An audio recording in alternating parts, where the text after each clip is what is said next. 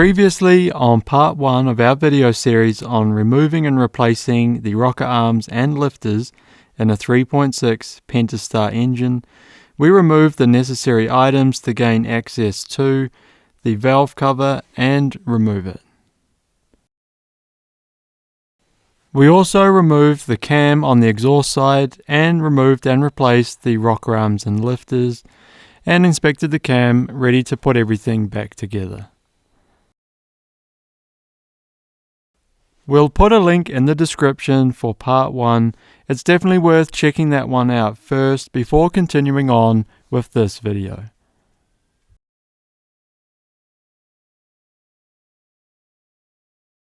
With the new lifters and rockers in, apply a generous amount of engine assembly lube, then set the cam back into place. Pay close attention to make sure the cam is seated correctly. You want to make sure there are no gaps between it and the mounting surface.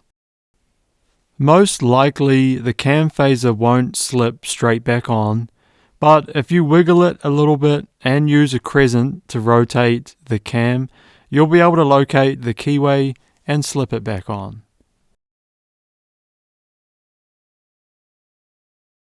Now you can go ahead and set the cam caps back on. Just a reminder, they do have a specific direction and location for each cap. They are stamped, so it does make it fairly simple, but also removing them and laying them out on the workbench in the same position will just help make your life a lot easier. If you're going to use power tools here, I'd be very careful. At least start the bolts by hand just to make sure the threads line up.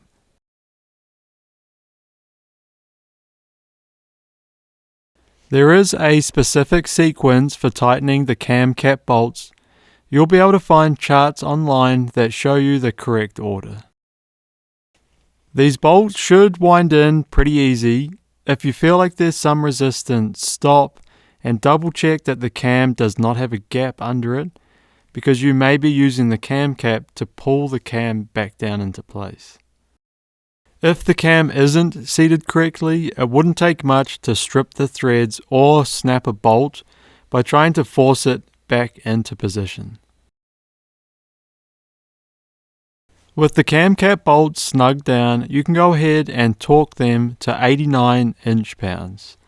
I went over them maybe 2 or 3 times, possibly more, just to make sure that I didn't miss any, and don't forget to stick to the sequence when you're torquing them as well.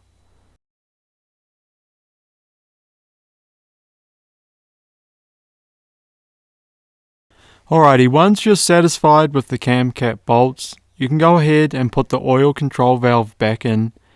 There's a little spring that you can press just to make sure it's working correctly. That little cross thing you can kind of see on the end.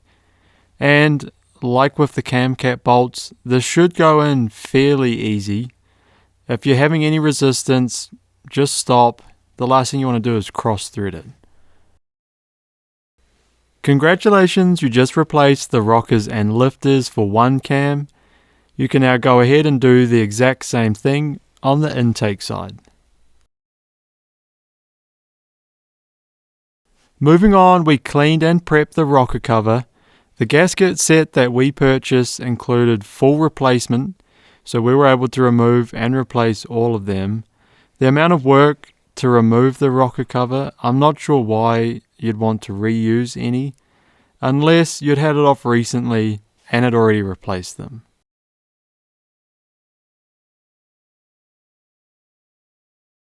I can't claim this idea, but a super helpful trick for installing the cam sensor seal is to purchase an 1.25" P-trap extension, cut it down so it's slightly longer than the seal, and then you'll be able to press the cam sensor seal into the cover without crushing the seal. We didn't get a final shot of the cam sensor seal installed. You'll just have to take my word for it that it really does work.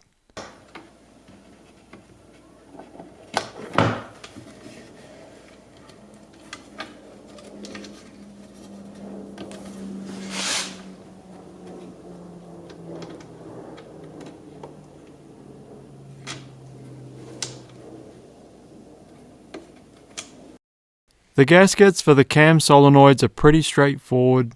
It's another one where you see some people just reuse the old ones, which I'm sure works most of the time, but just easier to replace them for some peace of mind.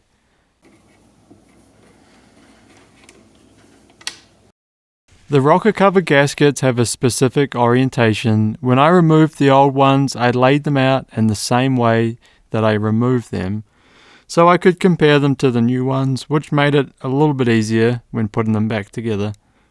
It's pretty obvious if you have to force it, it's not the correct gasket for that side.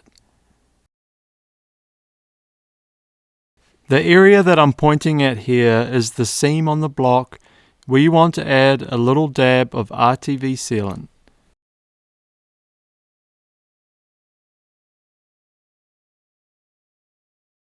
Spend some time to make sure the surface is nice and clean.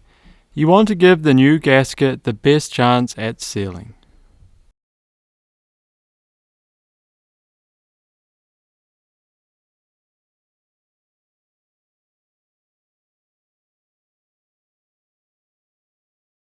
You don't need to put a huge amount of sealant, just a dab will do.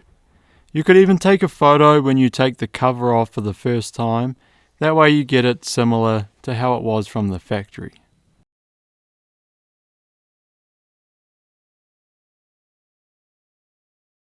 You can now put the cover back on. Just remember that the cam on the exhaust side sticks back a little bit for the PCV valve, so you'll have to move the cover back, down, and then pull it forward.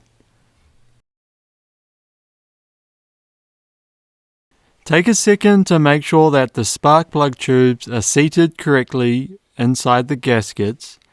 I added a little bit of engine oil just to make sure they didn't get torn when installing the cover. Now you can just go ahead and put everything back together in the reverse order that you removed it. That's definitely where the photos and videos that you took along the way will be your best friend.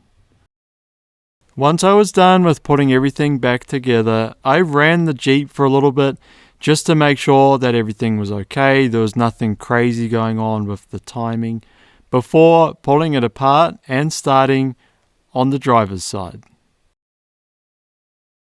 Part of my thought process for that was that if something was wrong, at least it would be a little bit easier to identify it versus doing both sides and then trying to figure out what you missed.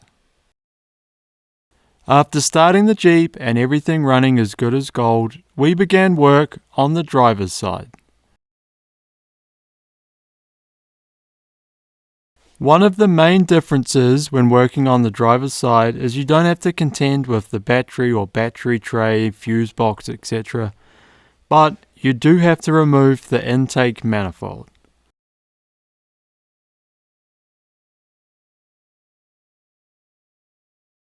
This tube just would not budge, it was super tight, but after a little bit of heat and using the tape to protect it, we were able to crack it loose with the multi-grips.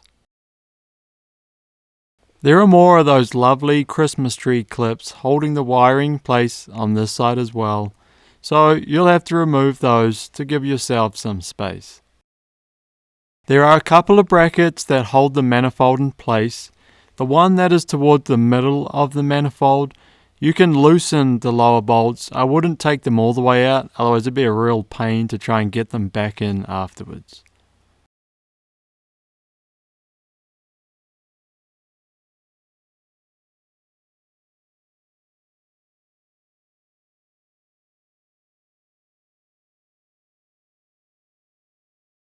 With the lower bolts loose, you can use either a bungee cord or a cable tie to hold it back and out of your way.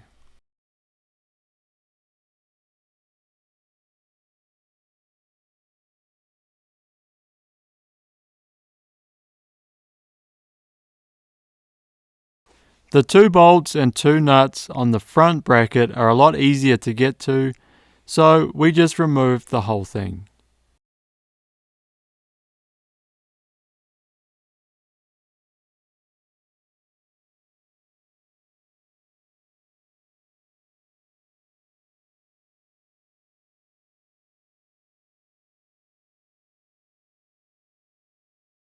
These nuts are pretty small, so just be careful not to drop them, otherwise you'll be in for a fun time trying to find them afterwards.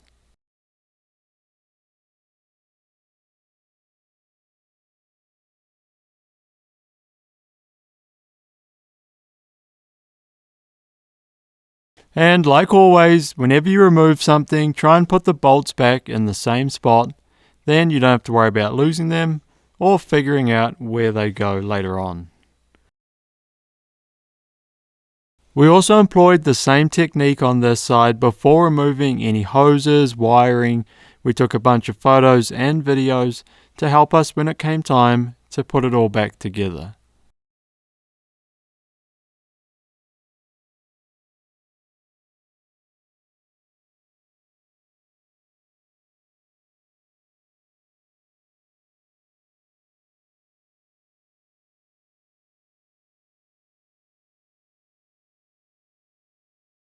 There isn't a lot, but there is a little bit of crossover work from when you do the passenger side, which, if you're not concerned about trying to start it after you do the passenger side, you wouldn't have to be doing this again. But for me, it was worth it just for the peace of mind, making sure that everything was good before tackling the driver's side.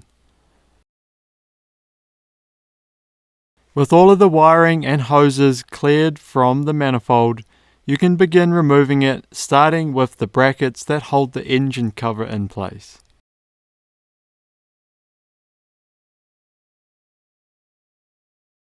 Similar to the rocker cover, these bolts are captive, so you don't have to worry about removing them all the way or having them fall out. Just loosen them and you'll feel it once they become free from the lower manifold below. Once they're loose, you can also pull them up and give them about a quarter turn and the bolts will lock themselves into place. That way they're not hanging down as you try to remove it. With the upper manifold gone, you now have a prime opportunity for dropping something down into the cylinder head. So to help avoid this, I would recommend covering it as soon as possible. With the foam piece removed, you now have access to the coil packs and the rocker cover bolts. Don't forget to put that foam piece in a safe place as you will need it when you're putting everything back together.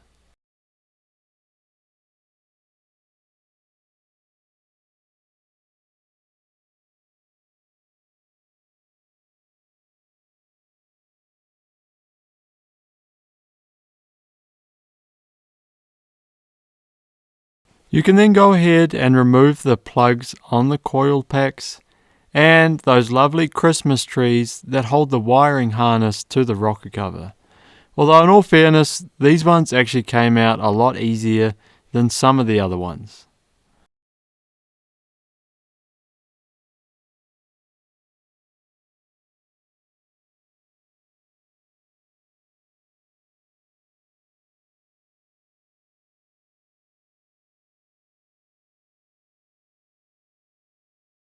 And just like on the passenger side, the electrical plug for the cam sensor has a small red safety clip that you need to push out before you can remove it.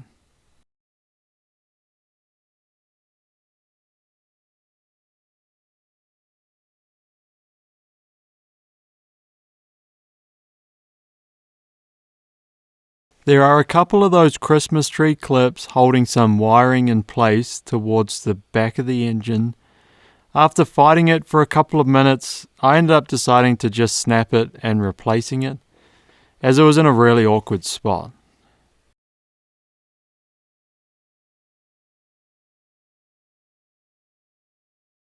I'm not too sure how much it matters, but I did the same on this side as the passenger side with everything, including the coil packs. I laid them out on the workbench in the same orientation as I removed them.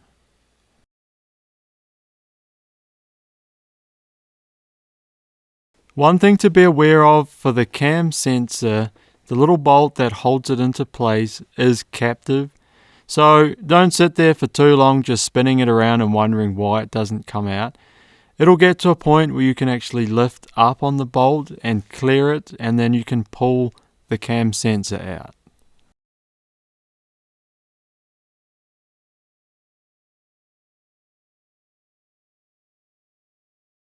You can then go ahead and remove the cam solenoids. One thing, thankfully, on the driver's side, there is no PCV valve, there's only one, so that makes your life a lot easier.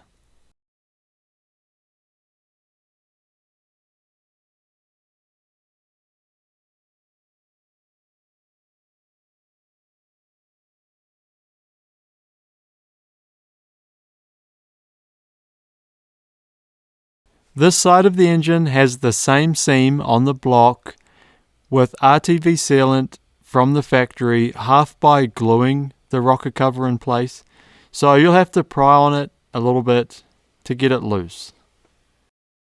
Just remember, these are plastic, so don't go too crazy putting a lot of force on it. I found wiggling it and kind of just jarring it helped to break the seal versus just brute force and ignorance.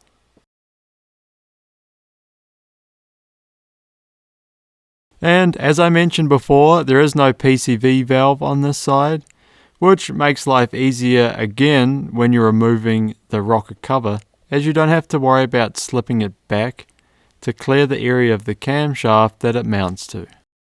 There are two key differences to the driver's side, and that is there are arrows used on the cam phases, not dashed lines, to line up, and to get the cam into the resting position, you need to remove the cam phaser, and then by using a crescent wrench, rotate the cam. You'll feel the pressure come off it, and then you're good to go with removing the cam caps. Aside from that, it's all pretty much the same. Go ahead and remove and replace the rockers and lifters and put it all back together. If you made it this far through both videos, thank you so much for watching. We really appreciate it. If you have any questions or any comments, please let us know. Happy to go through it with you. Cheers, and we'll catch you next time.